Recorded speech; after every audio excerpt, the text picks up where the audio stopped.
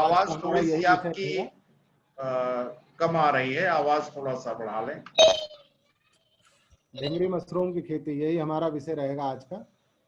ये अनम्यूट करें बरखा जी, म्यूट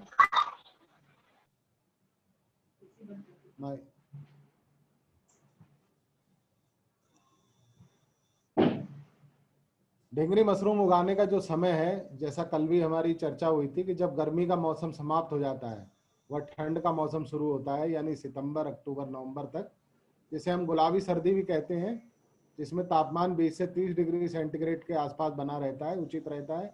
साथ ही जब ठंड समाप्त हो जाती है और गर्मी शुरू होती है, यानी कि फरवरी, मार्च, अप्रैल, इसकी खेती के लिए सर्वोत्तम माने जाते हैं। प्राकृतिक रूप से हम इसकी खेती कर सकते हैं, बिना बिजली के, एसी के लगाए या कूलर लगा के हम इसकी खेती कर सकते हैं। ढिंगरी मशरूम खेती के विभिन्न चरण होते हैं, इसको समझना बहुत जरूरी है। सबसे पहले जो माध्यम है, कंपोस्ट का निर्माण करें। ये मशरूम का एक प्रकार से भोजन होता है।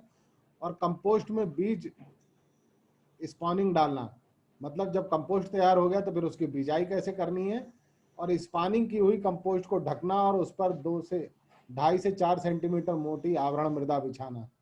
ये तीसरा चरण होता है। इसमें आवरण मृदा नहीं भी बिछाई जाती है, इसमें एक पूरे पॉलीथीन बैग में रखा जाता है। मशरूम का फलन और रखरखाव, मशरूम की तोड़ाई, पैकिंग और बिक्री करना, और मशरूम के विभिन्न उत्पाद बनाना।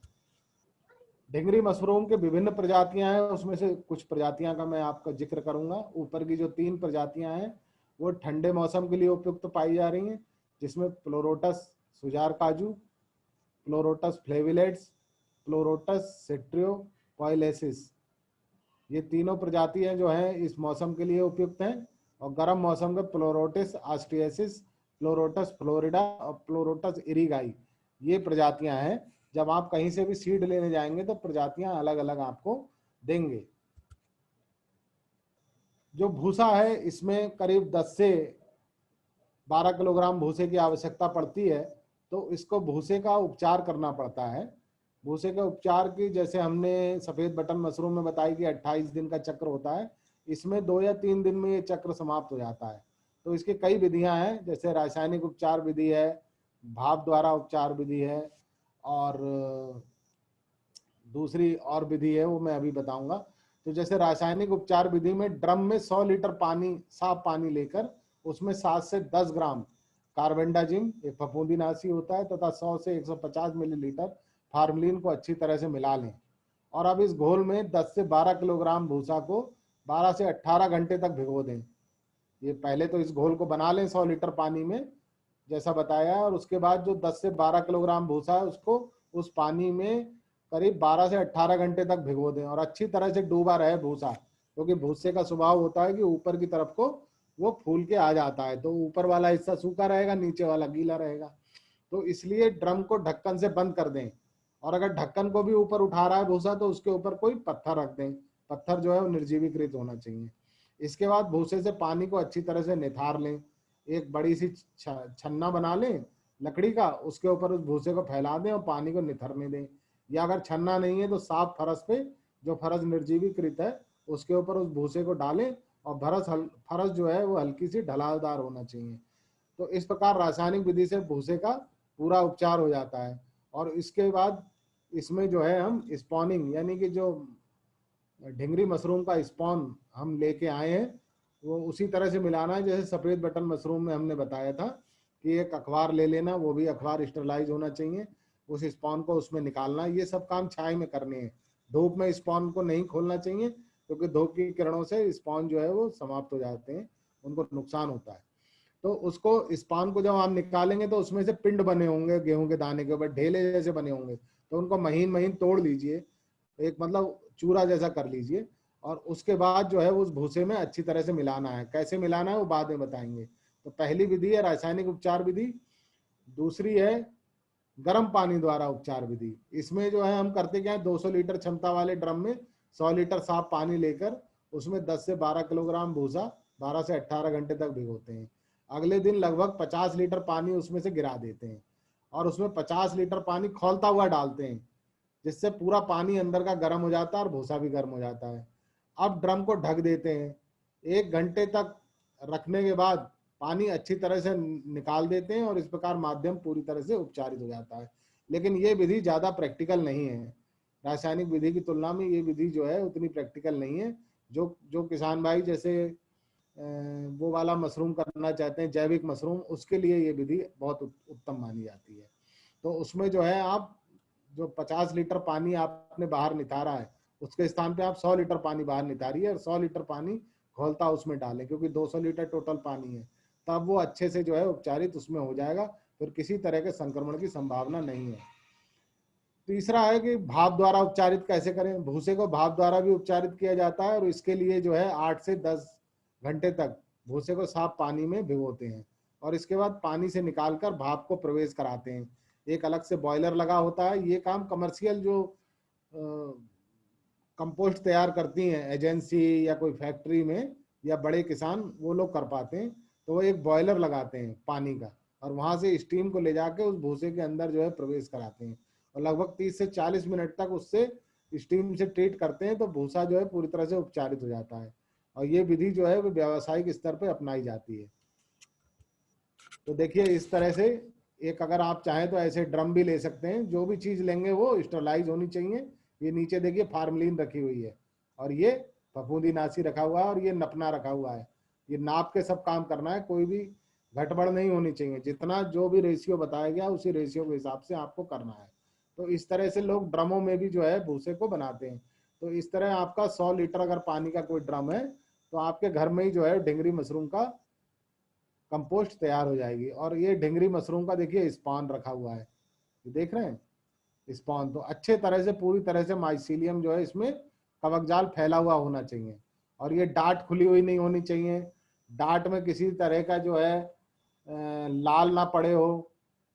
अगर वो लाल हो गई है डांट या अंदर से इन्फेक्शन शो कर रही है तो ऐसे वाले आप थैलों को ना लेके आए। और इसके अंदर अगर दानों पे किसी भी तरह के रंग बिरंगे कोई निशान दिखाई दे रहे हैं तो भी आप ना लेके आए, ठीक है। तो अच्छी क्वालिटी का स्पॉन लें, मिक्सिंग करें इस तरह से।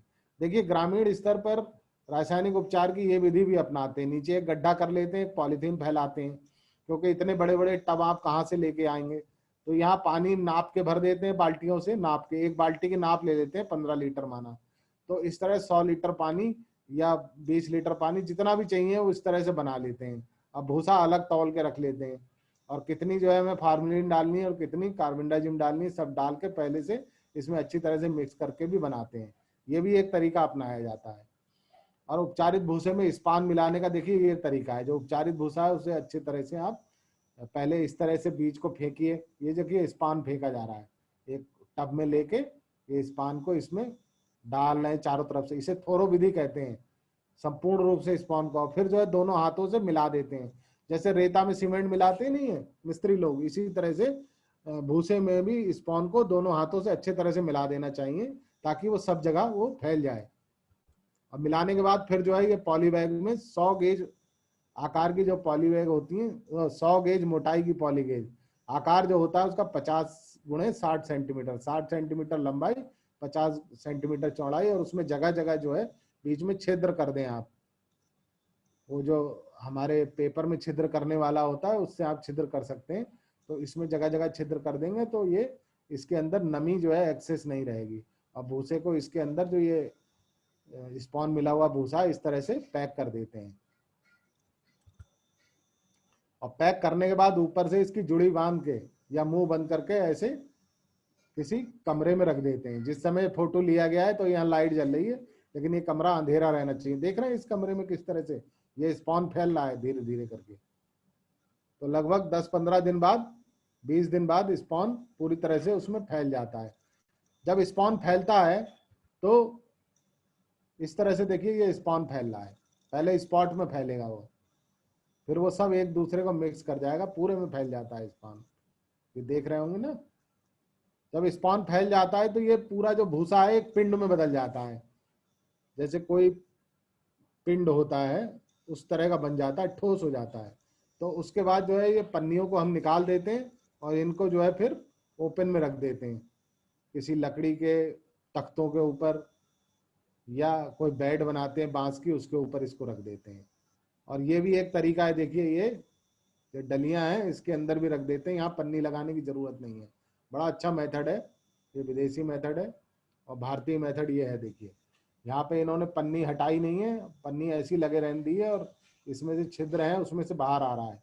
लेकिन देखिए एक समान रूप से नहीं आ रहा है। अगर आप पन्नी हटा देंगे तो चारों तरफ से, यहाँ से भी निकलेगा, नीचे से भी निकलेगा, इधर से भी, उत्तर दक्षिण सभी दिशाओं से निकलता है। ये तरीका है, ये वर्टिकल फार्मिंग कहते हैं इसको। इस तरह से आप बांस पे भी लटका सकते हैं और ये चारों तरफ से इसमें से मशरूम निकलना प्रारंभ, ये देखिए यहाँ निकल रहे हैं, ये छोटे छोटे छोटे छोटे, ये दिख रहे होंगे आपको, छोटे छोटे। ये पहले छोटे छोटे आल्पिन की तरह निकलते हैं, फिर उसके बाद बड़े हो जाते हैं। ये देखिए यहाँ पे बड़े चित्र दिखाए गए हैं, ये अलग अलग प्रजातियां हैं। ये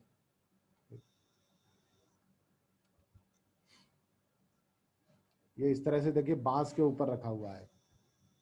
ये यहाँ भी पन्नी नहीं हटाई है, इसका ये परिणाम है कि यहाँ से निकल रहा है, यहाँ से निकल रहा है। अगर पन्नी हटी होती तो चारों तरफ से, पन्नी किसान इसलिए नहीं हटाते हैं कि मॉइस्चर बहुत मेंटेन करना पड़ता है, लेकिन मॉइस्चर मेंटेन किया जा सकता है। ऑफ सीजन बहुत, अगर ऑफ सीजन में तो पन्नी लगे रहने देते हैं, अगर नॉर्मल सीजन है तो पन्नी हटा देना चाहिए। ये देखिए किस तरह से आया है, ये यहाँ पे देख रहे हैं पूरा भरा हुआ है। और तोड़ने का तरीका यही है, वही ट्विस्ट करके, मैंने जैसे कल तरीका बताया था कि एक तरफ हाथ मोड़िए उसको और उसको तोड़ सकते हैं। जैसे मैं, आप मेरे चित्र देखिए, ऐसे करके ऐसे दाएं मोड़िए फिर बाएं मोड़िए मशरूम को और थोड़ा सा ऐसे हिलाइए और लगा लिए। एकदम जोर से नहीं खींचना है। अगर आपने यहाँ पकड़ के पूरा जोर से खींच लिया तो अंदर तक से वो उसका माइसीलियम खिंच जाता है और नुकसान होता है मशरूम को। वहां पर जो है, जैसे हम सफेद बटन मशरूम में तो आवरण मृदा भर देते थे, यहाँ पर जो है हम ऐसा नहीं कर सकते। तो आसानी से इसको यहाँ पे जब तोड़ने के बाद प्लास्टिक के टबों में रख लीजिए और अलग अलग इस तरह से, जैसे यहाँ पे ये मजदूर लोग कर रहे हैं, इस तरह से अलग अलग कर सकते हैं। और मशरूम को जो है जब एक्स्ट्रा मशरूम हो जाए तो उसको जो है हम सुखा भी सकते हैं। उसको सुखाने का तरीका है, साफ पानी से धोइए मशरूम। हेलो हेलो हेलो, आवाज आ रही मेरी? बाकी लोगों को आ रही है? आप अपने यहाँ नेट का सिग्नल चेक कीजिए। आ रही है सर। आवाज तो इस तरह कट रही है। मशरूम अगर, हाँ नेट के सिग्नल चेक करें, मेरे यहाँ पूरे हैं। मशरूम का अगर आपका बिक्री बाजार में होती है तो अच्छी बात है। कल मैंने तरीका बताया था कैसे प्रोडक्ट बनाने। अगर बिक्री ना हो पाए तो उसके लिए आप उसको साफ पानी से धोइए और फिर उसको उपचारित करिए 1% पोटेशियम मेटाबाई सल्फाइड। ये बाजार में मिलता है, एक प्रिजर्वेटिव है और ये संस्तुत प्रिजर्वेटिव है, रिकमेंडेड प्रिजर्वेटिव है। तो इसमें इसको उपचारित करेंगे तो इसका कलर ज्यादा चेंज नहीं होगा और ये जो टेक्सचर है वो बना रहेगा। उपचारित करने के बाद जो है इसको साफ कपड़े पे या किसी अखबार पे, वो भी सब साफ होना चाहिए, उसको फैला सकते हैं और उसके ऊपर कोई महीन कपड़ा डाल दें। खुले में नहीं सुखाना चाहिए, किसी चुन्नी या महीन मार्किंग का कपड़ा डाल देंगे तो ये जो है बहुत अच्छे से सूखता है। तो सुखाने का भी वही तरीका है कि या तो आप धूप में सुखाएं या गर्म हवा में सुखाएं या गर्म ओवन आते हैं उसमें आप सुखा सकते हैं, जो मॉइस्चर को खींच लेते हैं। जब सूख जाता है तो इस तरह से आप पैक कर सकते हैं ऑफ सीजन में बिक्री के लिए। तो सूखा हुआ मशरूम है, इसका पाउडर भी बनाया जा सकता है और ऑफ सीजन में उपयोग कर सकते हैं आप। इसे जब बाहर निकालेंगे और पानी में डालेंगे तो काफी हद तक वो पहले की तरह आ जाता है। जब आप सब्जी बनाना चाहें तो थोड़ा सा मशरूम निकालिए और पानी में डालेंगे तो पहले की तरह आ जाता है। तो आज का जो हमारा लेक्चर है, जैसे डिंगरी मशरूम की खेती के बारे में था, वो मेरा पूरा हुआ। और आपका कोई प्रश्न है तो आप पूछ लीजिए डिंगरी मशरूम से संबंधित। इसके बाद मैं बरखा जी को आमंत्रित करूंगा, तो बरखा जी जो है आपको बताएंगे कि मशरूम का स्पॉन कैसे तैयार करें और उसकी क्या विधि है।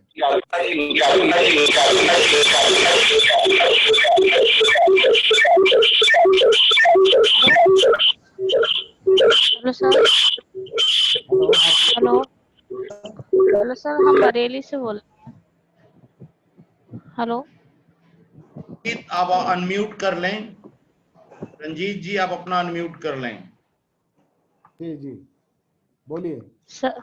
हाँ सर, मुझे ये जानकारी चाहिए सर, स्पॉन जैसे हम लोग शुरुआत करेंगे तो वो कहाँ से मिलेगा? वो तो अभी बताएंगे, इसके बाद बरखाई जी बताएंगे। स्पॉन मिलने का तरीका है कि जो हमारे राष्ट्रीय संस्थान है, जैसे IARI पूसा नई दिल्ली, वहाँ मशरूम का सेंटर है।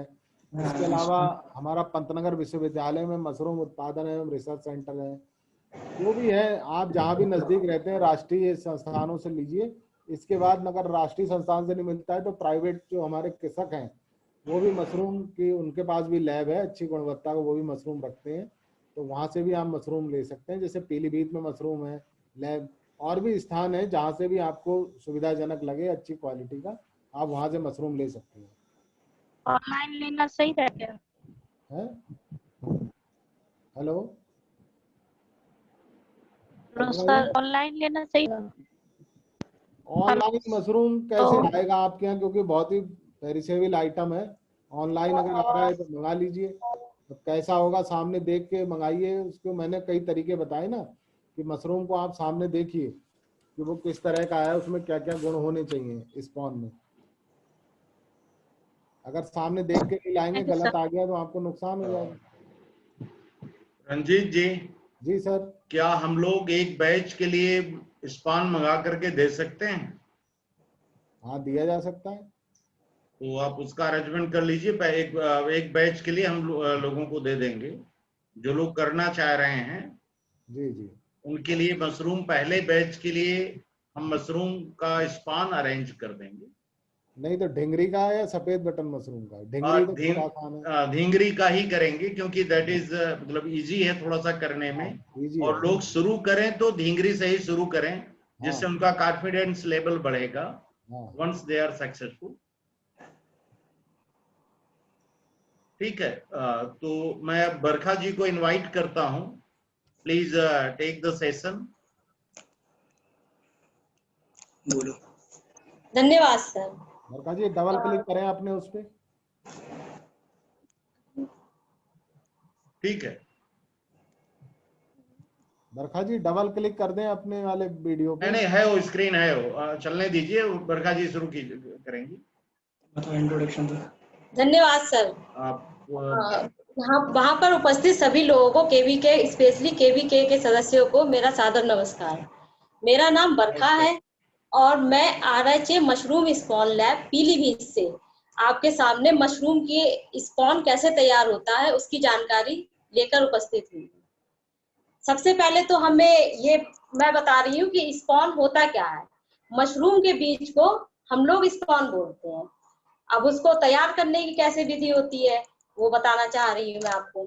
सबसे पहले तो जो हम मीडियम यूज कर रहे हैं वो गेहूं हो सकता है, जौ, बाजरा, कुछ भी हो सकता है, ठोस मीडियम, जिसपे हम आ नहीं रही है आवाज। भैया आपके एंड पर प्रॉब्लम है, आप इसको लॉग आउट करके लॉग इन कर लें, आवाज सही हो जाएगी। आवाज बाकी लोगों को सही मिल रही है। ठीक, थैंक यू सर। जी वर्षा जी। सर, सबसे पहले तो हमें मीडियम का अपना चयन करना होगा। गुड क्वालिटी का हमारा मीडियम होना चाहिए। जैसे कि गेहूं, सबसे बेस्ट तो हम लोग गेहूं को ही मानते हैं क्योंकि वो इजीली अवेलेबल होता है। हमें गेहूं का चयन करना, उसमें ना कोई कालापन होना चाहिए, ना कोई इम्प्योरिटीज होनी चाहिए। उसके बाद हम सबसे पहले तो उसका चयन करेंगे, फिर हम उसको साफ करते हैं। गेहूं हमारा बिल्कुल स्वच्छ होना चाहिए, उसमें किसी प्रकार का भूसा या कोई भी मिट्टी नहीं होना चाहिए। फिर उसके बाद हमारा सेकंड स्टेप होता है कि हम उसकी वॉशिंग किस तरीके से करें। उसकी वॉशिंग करने के लिए हमें रनिंग वाटर में उसको, गेहूं को अच्छी तरीके से 4 से 5 बार वॉश करना होता है। जब तक वॉश करेंगे जब तक हमारी सारी इम्प्योरिटीज उससे निकल ना जाए गेहूं से। फिर उसके बाद गेहूं को लगभग हम आधे घंटे के लिए वाटर में ऐसे ही छोड़ देते हैं ताकि वो थोड़ा फूल जाए। फिर इसके बाद हम उसको अपने गैस स्टोव पर बॉइलिंग के लिए चढ़ाते हैं ताकि गेहूं अच्छी तरीके से बॉइल हो। और उसका सबसे बड़ा एक क्वालिटी होती है गेहूं हमारा, तो चेक कैसे करें ये बॉइल प्रॉपर हुआ है या नहीं। तो हम उसको हाथ में लेते हैं, उसको दबाते हैं, दबे तो वो लेकिन वो फटे ना। ये हमें इस कंडीशन में अपनी बॉइलिंग को रोकना होता है। इसके बाद हमें उस वाटर से पानी, मतलब बॉइल वाटर को निथारना होता है। उसके लिए हम बड़े बड़े छन्नों का यूज करते हैं जिससे हम गेहूं को और पानी को अलग कर देते हैं। जो हमारा साफ बॉयल गेहूं होता है उसको अलग छन्ने में लेके उसको हम ड्राई करते हैं, और ड्राई करने के बाद उसको जब वो प्रॉपर ड्राई हो जाता है तो हम उसमें दो केमिकल मिलाते हैं, जैसे कि कैल्शियम कार्बोनेट और कैल्शियम सल्फेट। उसको अच्छी तरीके से हम गेहूं पर मिलाते हैं ताकि वो पूरा केमिकल गेहूं पर कोट हो जाए। इसके बाद अच्छी तरीके से मिलाने के बाद हम उसको ऑटोक्लेवेबल बैग में भरते हैं और उस पे हम रिंग लगाकर कॉटन प्लग से उसको अच्छी तरीके से बंद कर देते हैं। फिर उसके बाद हम उसकी ऑटोक्लेविंग करते हैं। ऑटोक्लेविंग का मेथड है कि हम पूरे जैसे हॉरिजॉन्टल दो तरीके से ऑटोक्लेव हम यूज करते हैं, एक तो वर्टिकल होता है, एक हॉरिजॉन्टल होता है, और इसमें हम लोग ऑटोक्लेव बैग को लगाकर इसको फिर हम ऑटोक्लेव करते हैं। ऑटोक्लेव की टाइमिंग हमारी लगभग 2 से 2.5 घंटे के बीच होती है। लगभग हमारा 2 से 2.5 घंटे तक ऑटोक्लेव होता है। फिर उसको हम स्टीम को रिलीज, ऑटोक्लेव के बाद स्टीम हल्की से रिलीज कर देते हैं ताकि वो कंटिन्यू 1 घंटे तक स्टीम हल्की हल्की रिलीज होती रहे। इसके बाद हम ओवरनाइट उसको ऑटोक्लेव को अपना ठंडा करते हैं। ठंडा करने के बाद हम मीडिया को बाहर, जो हम गेहूं से तैयार करा है मीडिया, उसको बाहर निकालते हैं और फिर उसको किसी अच्छे साफ प्लेस पर कल्चरिंग रूम में उसको ट्रांसफर करते हैं। उसको लगभग हम वहां पर 24 घंटे के लिए छोड़ देते हैं। 24 घंटे छोड़ने के बाद मीडिया बिल्कुल ठंडा हो जाता है, क्योंकि कल्चर हम जब भी डालते हैं जब मीडिया बिल्कुल ठंडा होना चाहिए। अगर मीडिया गर्म होगा तो कल्चर हमारा मर जाएगा। फिर जब 24 घंटे के बाद हमारा कल्चर कूल हो जाता है फिर हम उसको लेमिनार में ट्रांसफर करते हैं। लेमिनार को में ट्रांसफर करने से पहले लेमिनार को अच्छे से अल्कोहल से या स्पिरिट से साफ किया जाता है। उससे पहले उसमें यूवी दिखाई जाती है, फिर उसकी सफाई की जाती है, फिर हम सारा मीडिया उसमें ट्रांसफर करते हैं। मीडिया को ट्रांसफर करने के बाद हम 1 घंटे यूवी फर्दर दिखाते हैं अपने मीडिया को। 1 घंटे के बाद ही हम कल्चरिंग और लेमिनार में स्टार्ट करते हैं। तो जो चीज की हमें, जैसे कि बटन का स्पॉन तैयार करना है तो हमें बटन का कल्चर यूज करना होता है। ऑस्टर का करना है तो ऑस्टर का। ऑस्टर की भी बहुत सी वैरायटीज है, जो वैरायटीज का हमें कल्चर करना होता है वो कल्चर ही हम लेमिनार के अंदर एक ही स्ट्रेन का एक टाइम में डालेंगे। लेमिनार में डालने के बाद फिर उसे इनोकुलेशन चैम्बर में अपने ट्रांसफर करेंगे ताकि वो वहां पर इनक्यूबेट हो जाए, और उसमें लगभग हम उसका टेम्परेचर 18 से 22 डिग्री पर रखते हैं ताकि वो वहां पर ग्रोथ के लिए स्पॉन तैयार होता है। वहां पर लगभग स्पॉन के तैयार होने में 10 से 15 दिन का समय लगता है। इसके बाद हमारा स्पॉन तैयार हो जाता है और मैं आपको दिखाती हूँ कि स्पॉन इनके ये ऑटोक्लेव किया हुआ बैग है। ये 12 घंटे, इसके 24 घंटे हो चुके हैं। ये हमारा ऑटोक्लेव किया हुआ बैग है। अब ये मेरा बैग है, ये मेरा ये स्पॉन रेडी है।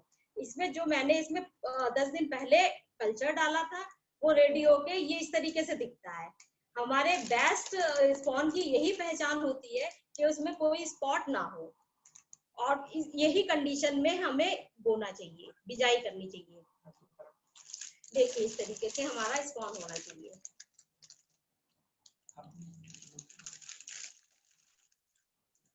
ये हमारा स्पॉन रेडी है।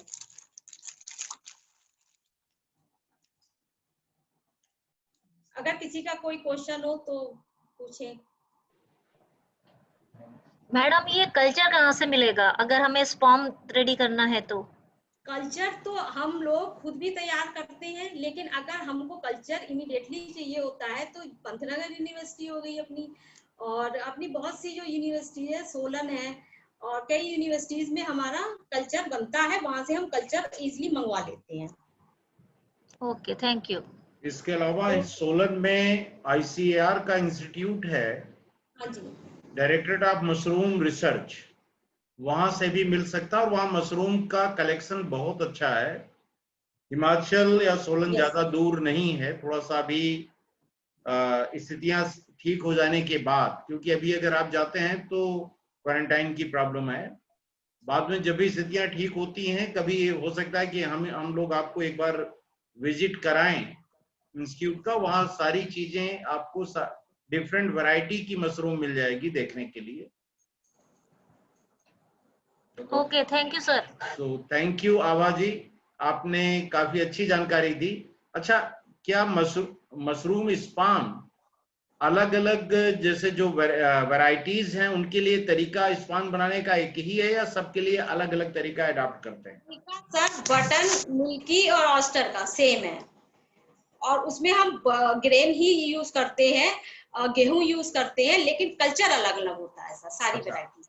गेहूं के अलावा और क्या क्या इस्तेमाल किया जा सकता है? सर जौ यूज कर सकते हैं, बाजरा, जो भी यूज हो जाए, दालें वगैरह हम सब यूज कर सकते हैं स्पॉन बनाने में, लेकिन जो सबसे इजीली होता है, सबसे सस्ता जो हमको पड़ता है वो गेहूं है सर।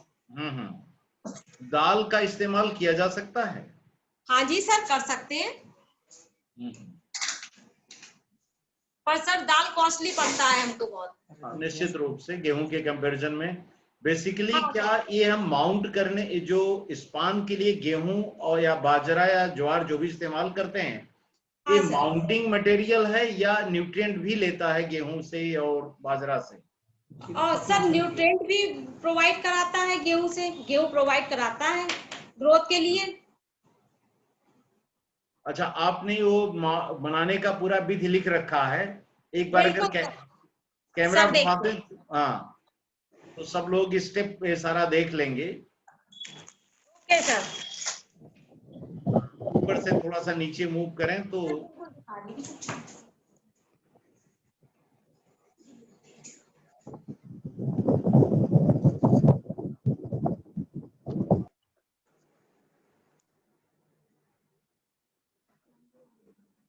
देख लिया सर, ये आप सब लोग स्क्रीनशॉट ले सकते हैं, क्या नहीं बोले हैं?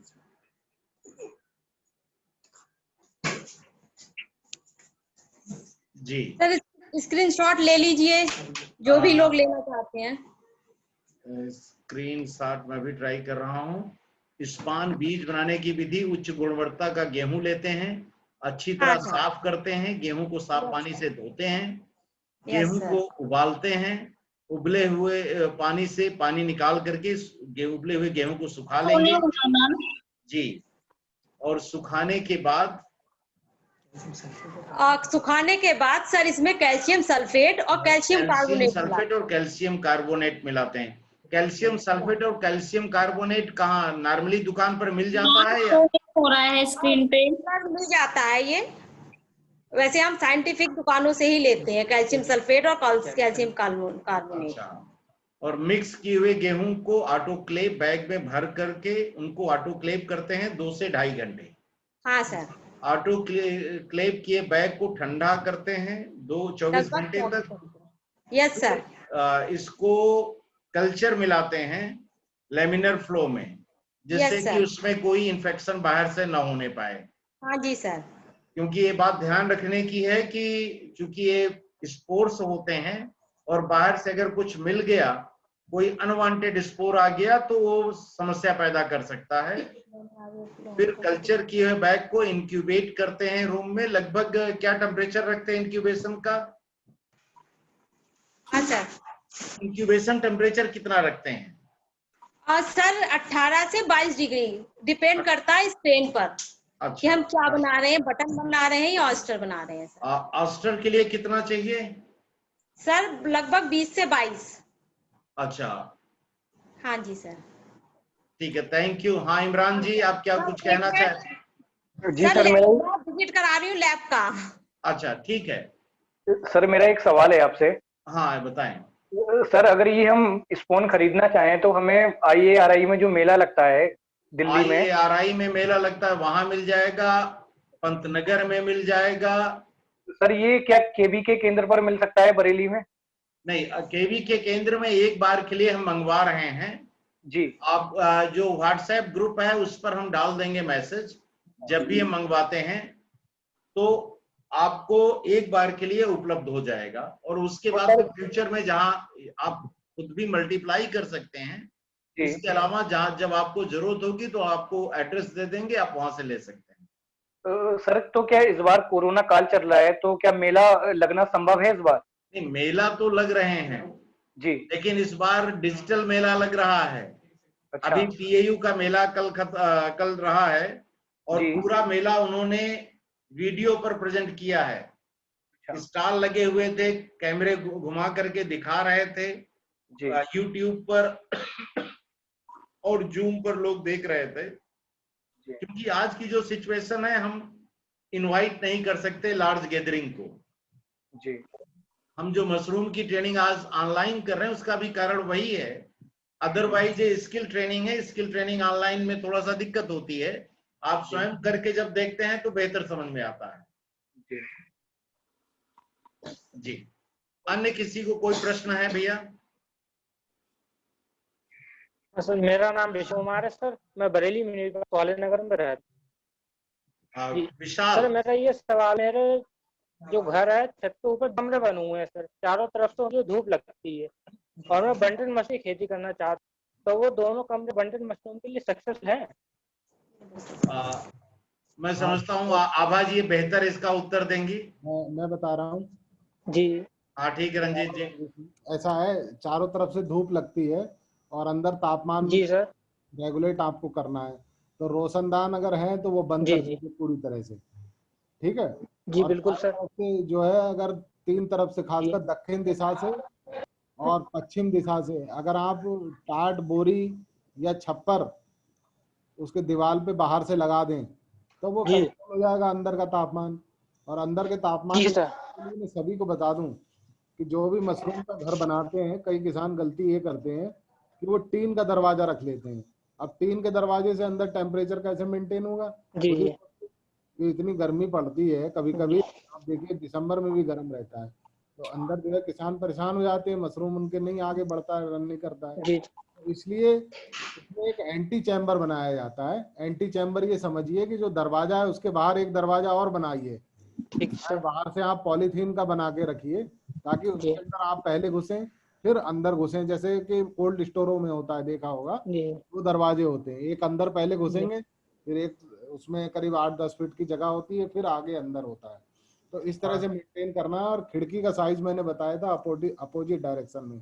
जी जो मुख्य दरवाजा है, अगर हम घर बना रहे हैं मशरूम उत्पादन के लिए जी तो सर। एक बात हमेशा ध्यान रखें, डबल जैकेटेड बिल्डिंग्स बनाई जाती हैं जिसमें बीच में एयर स्पेस रखते हैं। एयर स्पेस का फायदा क्या होता है कि टेम्परेचर फ्लक्चुएशन का कमरे के भीतर अंतर नहीं होता है। अगर बाहर टेम्परेचर गिर गया है तो भी अंदर का टेम्परेचर बढ़ा रहेगा, बाहर का टेम्परेचर बढ़ा हुआ है तो अंदर का टेम्परेचर गर्म रहेगा। इतनी जल्दी टेम्परेचर फ्लक्चुएट नहीं होता है। तो उस तरह के भी घर बनाए जाते हैं। और अगर आपने सामान्य घर बना रखा है और उसमें करना चाह रहे हैं तो आप उसमें पैनलिंग करके एक जैकेट और अंदर लगा देते हैं, तो जिसकी वजह से बीच में जब एयर स्पेस आ जाता है तो एयर उसको टेम्परेचर को सडनली घटाने या बढ़ने नहीं देती। जी जी जी जी ठीक। अन्य कोई प्रश्न भैया? Thank you sir. नमस्कार सर, मैं श्याम पटेल हूँ नवाबगंज बरेली से। जी श्याम जी। सर मुझे ये पूछना था, ये ढंगरी मशरूम क्या बरेली मंडी में बेच सकते हैं या बेचेंगे कहाँ? सबसे बड़ी कौन सी प्रॉब्लम मशरूम? ढंगरी मशरूम, ओयस्टर मशरूम जो अभी आज ट्रेनिंग दी है। ओयस्टर मशरूम को देखिए, मशरूम का मार्केट अगर मंडी के हिसाब से कहें तो थोड़ा सा मुश्किल होता है। मशरूम आप अगर देखें तो बटन मशरूम, जब हम मशरूम खरीदने जाते हैं या किसी पार्टी या होटल में देखें तो मोस्टली बटन मशरूम का इस्तेमाल किया जाता है। यस सर जी। जो दूसरी मशरूम है उनका प्रयोग कम है सब्जियों और इस तरह के कामों के लिए। लेकिन जी आप ये जो फ्लूरेटस है, इस बैकग्राउंड साउंड आ रही है, अपनी बात जो कह लिया है वो ऑफ कर दिया करें। हाँ, तो उस कंडीशन में आप ये कर सकते हैं कि जब आपके प्रोडक्शन कर रहे हैं तो आप इसका ड्राई का काफी अच्छा डिमांड है। लाइव या फ्रेश तो बिक ही जाती है और इसका थोड़ा सा बाजार आपको तलाशना पड़ेगा कि कहां पर इसका बाजार है। और आपको मैं एक, जैसे कई बार होता है कि बाजार आपको डेवलप करनी पड़ती है, जहां लोग नहीं जानते हैं मशरूम के बारे में, मशरूम का प्रयोग कैसे करना है, आपको मैं आज के करीब 20 साल पहले की बात बताएं, लगभग 2004 की बात है। हम लोगों ने इंट्रोड्यूस किया था मशरूम प्रतापगढ़ में, और वहां गांव में मशरूम बिल्कुल नई चीज थी। उसको मशरूम की पकौड़ियां बना करके प्याज की जगह पर ढींगरी मशरूम इस्तेमाल किया गया, और बहुत अच्छी पकौड़ियां बना करके दुकान वालों ने उसको बेचा।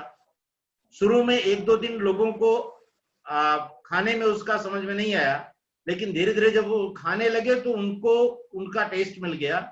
और जिन किसानों ने उस एरिया में ढींगरी मशरूम लगाया था, काफी अच्छी मात्रा में उनका मार्केट होने लगा, क्योंकि लोग उसका जो पकौड़ियां हैं प्याज की बजाय मशरूम की पकौड़ियां ढींगरी की, वो लोगों ने पसंद किया। तो इसी तरह से कुछ ना कुछ नया रेसिपी, नया तरीका, और लोगों को समझाना पड़ेगा कि क्योंकि मशरूम अभी भी उतना कॉमनली ना तो अवेलेबल है, ना उतना कॉमनली प्रयोग किया जाता है लोगों के बीच। जी सर। और सर ये जो कॉन्ट्रैक्ट फार्मिंग होती है, ये मेडिसिन में भी यूज होता है, तो क्या उन कंपनियों से हमें अगर देखिए, इस समय कॉन्ट्रैक्ट फार्मिंग धीरे धीरे लोग आ रहे हैं। कॉन्ट्रैक्ट फार्मिंग की शर्तों को आप देख लीजिए कि आपके लिए मुफीद है या नहीं।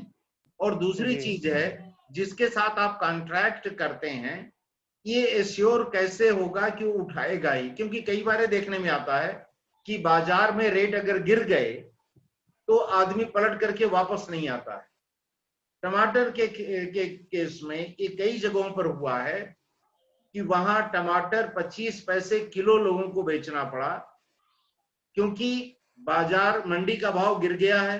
कॉन्ट्रैक्ट फार्मिंग में जिससे कॉन्ट्रैक्ट कर रखा था वो खरीदने नहीं आ रहा है, तो उस कंडीशन में ये दिक्कतें आती हैं। तो कॉन्ट्रैक्ट फार्मिंग में पहले ये एश्योर कर लीजिए कि आप जब पैदा करेंगे तो जिसके साथ कॉन्ट्रैक्ट है वो आपसे परचेज करेगा ही करेगा, एक नियत रेट पर। धन्यवाद सर जी, बहुत बहुत धन्यवाद सर। वेलकम। अन्य कोई प्रश्न भैया? Hello sir. हाँ सर जी। सर इसका जो बटन स्पान है, इसका रेट कितना होता है? रंजीत जी बता पाएंगे रेट के बारे में? आभा जी? अलग अलग रेट है, 100 रुपए से लेके 150 रुपए पर पैकेट होता है। पैकेट 1 किलो का माना जाता है, लेकिन होता उसमें 750 ग्राम है टोटल, दाना मशरूम सहित। और अच्छी गुणवत्ता का अगर हम लेंगे तो रेट कोई ज्यादा मायने नहीं रखता है, बशर्ते कि हमारा मशरूम का स्पॉन अच्छे से रन करे। कई बार ऐसा होता है कि हम जिनकी लैब बहुत ज्यादा चलती होती हैं, वो जल्दी जल्दी मशरूम स्पान तैयार करते हैं और देते रहते हैं। किसानों का चूंकि कंपोस्ट बन चुका होता है, इसलिए वो वाला मशरूम ले आते हैं। लेकिन जैसे मैंने आपको पैकेट दिखाया था, मशरूम का स्पॉन लाने का पैकेट उसी तरह से जो है आप पैकेट लेके आए, उसमें पूरी तरह से मशरूम स्पॉन में जो कवक जाल है पूरी तरह से फैला हुआ होना चाहिए। तो ऐसा मशरूम बहुत बढ़िया चलता है। और उससे पूछ लें, जिससे भी लेके आए उससे ये पूछ लें कि ये मशरूम कितने दिन पुराना है, अब रेडी टू यूज। कभी कभी बना के रख लेते हैं और बहुत पुराना दे देते हैं, वो मशरूम भी अच्छे से रन नहीं करता है। तो ये सारी चीज़ें लाने के इस हिसाब से प्रोग्राम बनाएं कि सपोज आपको परसों स्पॉनिंग करनी है तो एक दिन पहले ले आएं। ये नहीं कि उसी दिन जा रहे हैं, क्या पता क्या काम लग जाए, आपको मोटरसाइकिल खराब हो जाए या वहाँ ना मिले तो आपका कंपोस्ट बेकार हो जाएगा। पहले से बुक करा के रखें और 2 दिन पहले ले आएं, और अपने आप फ्रिज के नीचे जहाँ वो सब्जी रखते हैं आप वहाँ रख सकते हैं। वहाँ 4 डिग्री के आसपास टेम्परेचर रहता है, वहाँ मेंटेन रहेगा। और जहाँ गांव में फ्रिज नहीं है, वहाँ घरों के अंदर जहाँ टंकी होती हैं, उस टंकी के पास बगल में रख दें और वहाँ पानी हल्का सा रिश्ता रहे आसपास, तो ठंडक बनी रहेगी।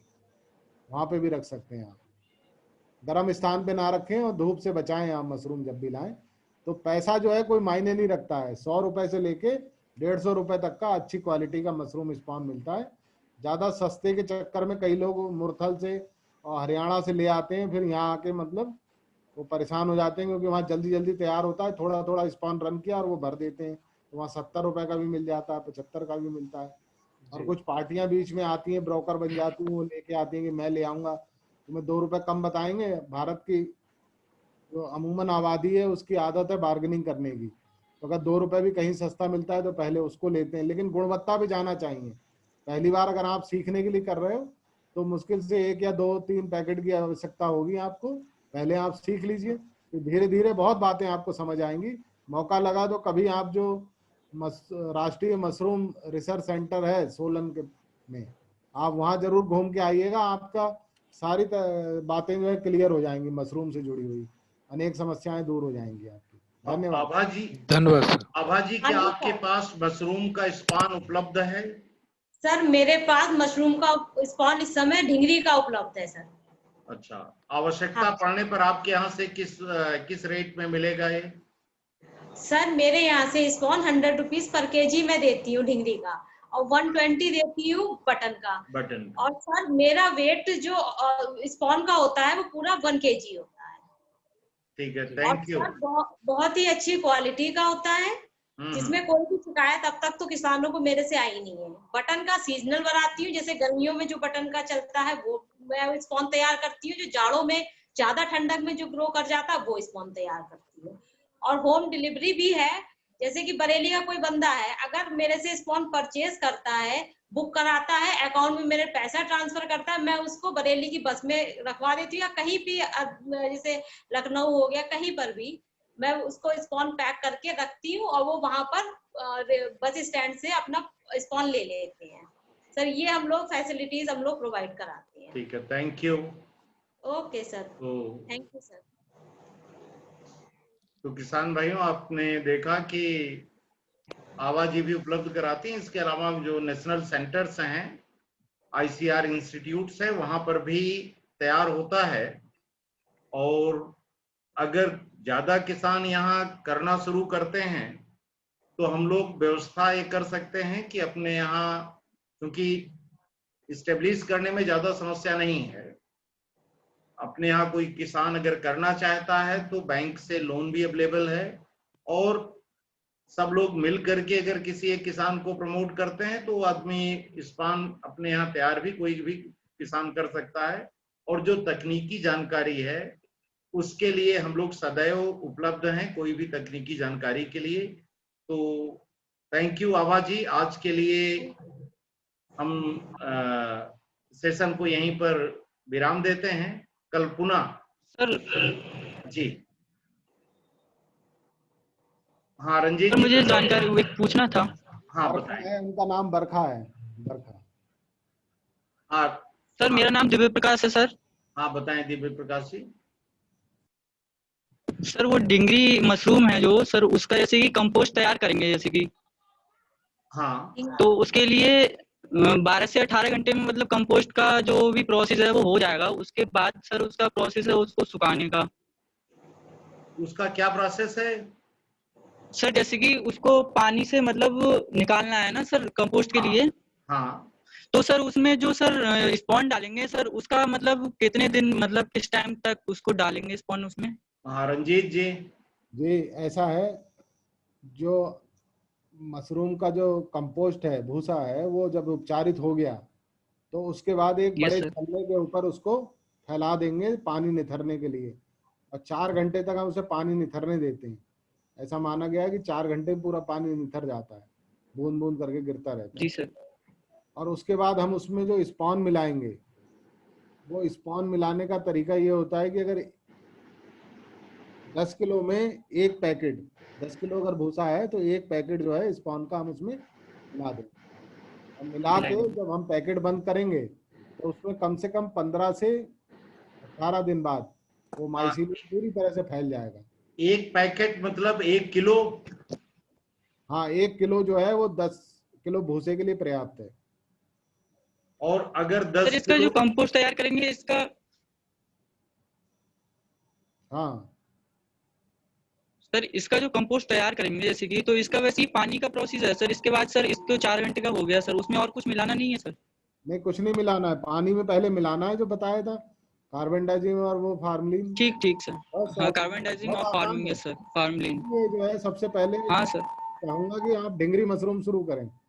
और अगर हाँ सर, वो- कार्बेंडाजिम और फार्मेलिन नहीं मिलाना है तो आप इसको बॉयल कर सकते हैं, उबाल Boil- सकते हैं। Yes sir. उबाल, जो हमारा कार्बेंडाजिम मिलाने का जो रीजन है वो केवल ये है कि कोई भी अन्य इसमें स्पोर न रहें, बैक्टीरिया और जो भी उसमें अन्य फंगस के स्पोर हैं वो खत्म हो जाएं। इस काम को हम बॉयल करके भी कर सकते हैं। और फार्मलिन इसलिए मिलाया जाता है कि फार्मलिन भी निर्जीवीकृत करता है, और साथ में किसी तरह के कोई भी वहाँ दाने हैं अगर गेहूं के भूसे में आ जाते हैं ना, या कोई जी, हाँ वीड सर आ जाते हैं। कोई वीड सीड होता है ना, खरपतवार के बीज, तो उसे वो इनएक्टिव कर देता है फार्मलिन, तो फिर वो जमता नहीं है। तो अब नहीं तो वो भूसे में जमेगा बाद में, अगर वो दाना रह Yes, sir. जाएगा घास नहीं जमेगी भूसे में। हाँ अगर सर, तो खत्म हो जाएगा उससे फार्मलिन कई से। किसान है वो गलती कर जाते हैं, उपचारित सही से नहीं करते हैं, तो बाद में घास जमती है उसमें, फिर वो बाद में फोन अच्छा, करते हैं उनको। तो 10 किलो, ये जो 10 किलो भूसे का एक बैच बनेगा 1 किलो स्पान के साथ, उसमें कितना मशरूम पैदा होगा? लगभग जो है 10 से 15 किलो तक मशरूम मिल जाता है। 10 से 15 किलो, 10 किलो के बैग में 10 से 15 किलो मशरूम मिल जाएगा। जी जी, जो 10 किलो भूसा है वो लगभग 20-25 किलो हो जाता है फूल के पानी के साथ। हाँ, हम्म, 8-10 ठीक है। बैग। बहुत बहुत धन्यवाद सर। जी जी धन्यवाद रंजीत जी। जी। तो सभी प्रतिभागियों से अनुरोध है कि कल पुनः इसी 2 बजे हम लोग ज्वाइन करेंगे। और पुनः रंजीत जी, कल आपने किसी और को इनवाइट किया हुआ है? जी हाँ, किया है, अभी बात चल रही है, पन्नगर विश्वविद्यालय से मिश्रा जी से बात हो रही है। अच्छा, अगर वो तो समय कल लगे- रंजीत जी हमारे साथ रहेंगे और पंतनगर विश्वविद्यालय से सहायक प्रोफेसर हैं मिश्रा जी। तो डॉक्टर मिश्रा के साथ अगर संपर्क हो जाता है तो कल वो भी रहेंगे। तो कल पुनः मिलते हैं, तब तक के लिए विदा।